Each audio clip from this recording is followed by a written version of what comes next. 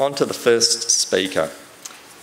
Adam Hinds is a Research Director at Colmar, Brunton, and is one of Australia's largest market research agencies. He has over 13 years of industry experience working in both Australia and the United Kingdom.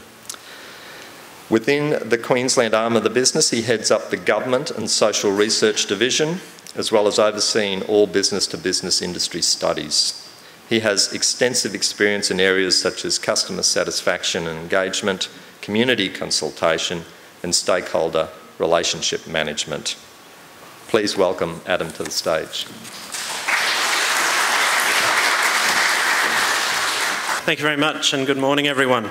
Look, we've got a limited window of time today, so really what I'm going to do is to take you through some of the key findings from a recent study we did into engagement between government and industry.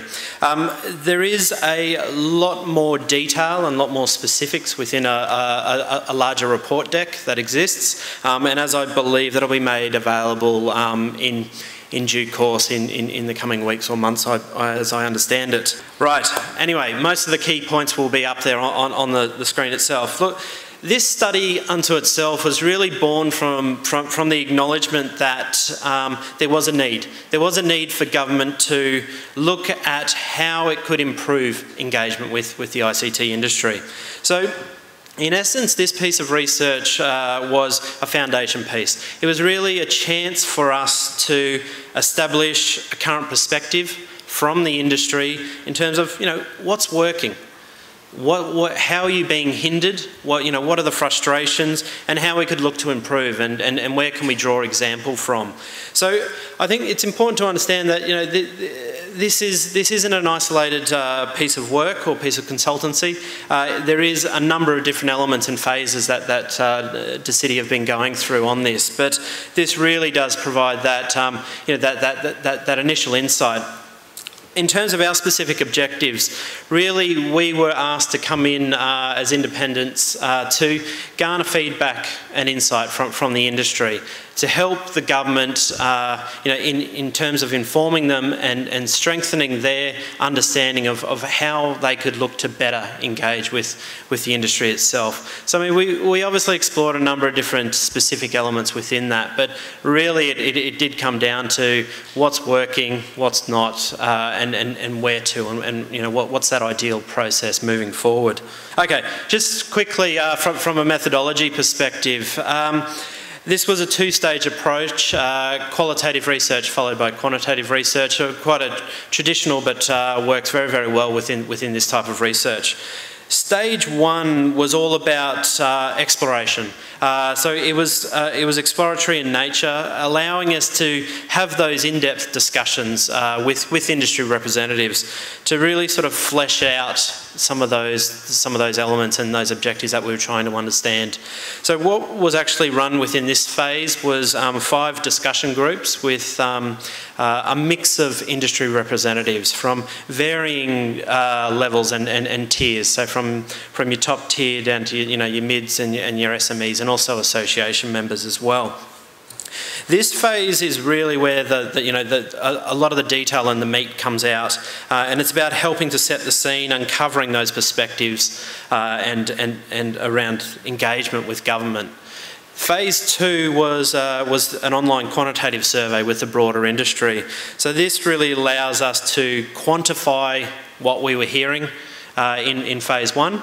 As well as allowing us to, basically assess government on a range of different performance measures.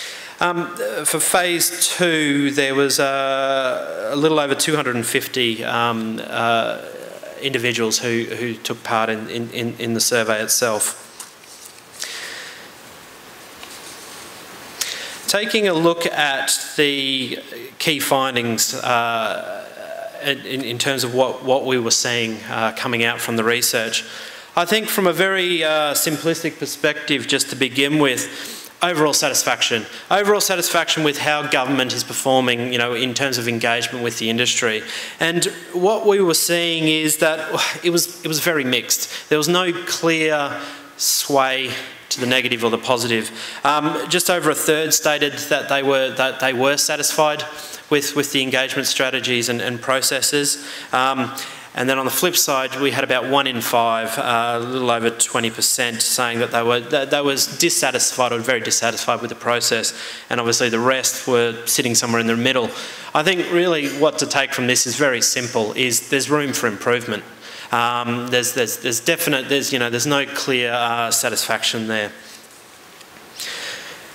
So what was it that was making people so, I guess, frustrated? What are the things that tend to niggle within the industry? And what we were seeing, can we flick to the next one? What we were seeing is, there were a number of different areas that tended to come up time and time again that were frustrating industry. The first being, difficulty in building relationships with decision makers in government, and really suppliers coming to terms with transparency in procurement when it comes to government probity and those sorts of things. So, who do I speak to? How do I ensure that my IP is protected, and how can we have those open discussions?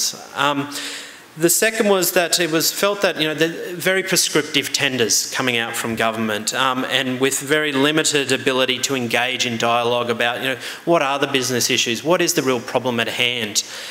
So this obviously hinders the ability to better understand those issues, to ensure that you can obviously develop something that is really going to address the problem at hand, rather than just dealing with a very prescriptive tender document itself. Short timeframes came up time and time again as well. So short timeframes in terms of the time you have to respond to tenders. And I think while suppliers are held to strict deadlines, it wasn't felt to be the case when it was then put on government after that. So government was seen to be a bit lax when it came to meeting those deadlines. The time elapsed between the EME phase of identifying the problem and when a decision is awarded tended to be an issue, especially within the SME side of the industry, where it was very hard for them to afford to be able to tie up those resources waiting for the sales cycle to go through. There was also indications of perceived lack of communication with future priorities, future strategies. Where is government heading? What's on the horizon? And finally, paperwork. Lots and lots of paperwork. Some variation exists. Agencies can be a bit different from where they're coming from. So there's the difficulties in having to go through that process each and every time. But in saying that, I mean, there are obviously positives. There are to the negative. We always have things that seem to work quite well. And hopefully the slide will come over. Oh, it's gone too far. Now go on one back. Some of the things where government were felt to be performing quite well, we heard that the PIP forums themselves were widely valued. A chance for a panel of speakers, wide industry attendance, broad range of discussions, an opportunity to network. There was obviously feedback coming through that these could be improved and look to evolve as time goes on. The Innovation Hub, really high levels of awareness coming through for it, seemed to be a very interesting and useful initiative. There are some concerns, obviously, with some of it, and will it actually become anything? Will action come of it? And the third thing that came up, and this came up as the highest, was the staff, the individuals themselves that you engage within government agencies and government itself. So they were felt to be very open, very welcoming, happy to have a conversation. Some of the other things we were hearing is that while not all agencies are equal, and we are talking, I think there's 20 odd departments, it changes a little bit, but there are some who are very good and very helpful, very supportive. Some could learn from those. It was noted that changes are being made to procurement. They're starting to shape contracts that are more about outcome rather than the mitigation of risk. And also, with open data, government putting the data out there, it's allowing for innovation. It's allowing for a bit of insight and early review. Fantastic. When we compare government, I guess, to the private sector, and how they compare in terms of their engagement strategies, you know, once again, probably sort of sitting somewhere in the middle here, there was, you know, they perform okay. The sorts of things that came up as being favourable towards government is that the staff side of things, again, a lot more open, a lot more engaging and friendly, and there is a predictability to government. There's a predictability to documentation, a predictability to process that you don't necessarily see in the private sector. Conversely, though, you start to see that, you know, compared to the private sector, government, while there's a predictability, there's also a complexity to it. There's a complexity around the rules to engagement. That's probably the best way to put it. And a lack of action or lack of commitment and time efficiencies and getting things moving as quickly as possible. The private sector was brought up as a leading example of engagement, but that's not to say that there weren't examples within government bodies and with you know, at local level, state, federal, and across the world of you know, what constitutes good engagement. Primarily, the private sector were highlighted because, you know, they tend to have less constraint. They don't tend to have as many rules. They can be a little bit more flexible. They can be a little bit more risk. You know, we're willing to take a little bit more risk and drive elements forward and engage and be a part of it. But we were hearing things like, you know, good examples to sort of, you know, take note of around how they engage with the industry. The finance sector, especially the major banks, you know, they're very good at their engagement and you know, what they look for and how they work with the industry.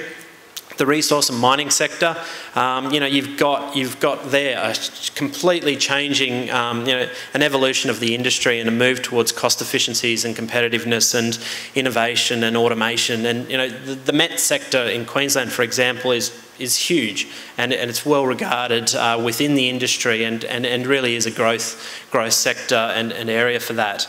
There was also examples coming through of, you know, the UK and New Zealand governments, Brisbane City Council, Victorian government.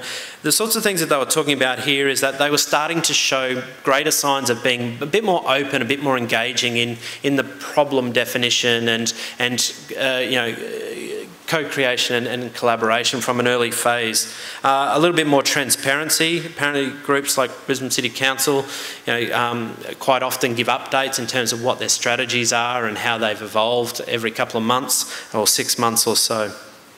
And it was actually mentioned prompt payments with some of the other with the private sector and some of the governments. But you see there on the right, on your right, you know, some of the things that came up time and time again in terms of what was good examples of engagement, and that was one that they listened to industry. They openly, you know, made a point of hearing what we had to say and valuing our point of view. Private sector and some of these examples are, you know, there are groups out there that really understand where you're coming from. They can see it from the other side of the fence and they can see how, you know, long periods of time can have issue on, you know, tying up resources and even just with a tender process, the time you need to be able to investigate and really sort of pull together. They're a lot more happy and willing to create partnerships, you know, early in the piece, giving you an idea of where, you know, what the future holds and what the direction is. And there is a lot more, you know, willingness to share information more freely than what was previously done. Will you flick over? So, I mean, you know, that's just a very quick insight into the things that are frustrating, the things that are working, and I guess the elements of where examples are, good case studies coming through from other industries and what seems to be working. Considering all of that, I guess, you know, it was really about, well, you know, what are the opportunities that have been identified by the industry to improve this engagement with government? Flick to the next slide. Thank you. So, you know, there was a number of proposed areas for improvements coming through the industry. These included, well, as we were talking about before, you know, the ability, you know, the industry want to be included in the problem definition process. Get us involved early. Get us thinking about. Don't pre-describe what we need to be tendering on. Let us know what it is. We may have something better. We may be able to brainstorm where we could take this. And obviously engaging the industry as early as possible. Also, developing relationships. So they felt that this could be done better, and improvements are made here. They do, the industry did note that there are restrictions. This is government, and there will be restrictions there and process that needs to be in place. And it's a very complex entity. But somehow, seeking more opportunity to build those relationships with the city and other agencies and industry itself. So, I mean, these sorts of events, the chance to network, the chance to engage and be a part. There was also, they were hoping that there'd be greater opportunity to partner together, find solutions together, industry groups coming together to provide solutions that best fit what that problem is and where they can take it. A desire for the government to be a little bit less risk averse. This industry is all about innovation. Have to take some form of risk, obviously, an educated risk, but they want the government to show a greater interest in innovation. Time, as we said, was raised earlier, so giving industry more time to respond to tenders, but also then responding in a more timely manner.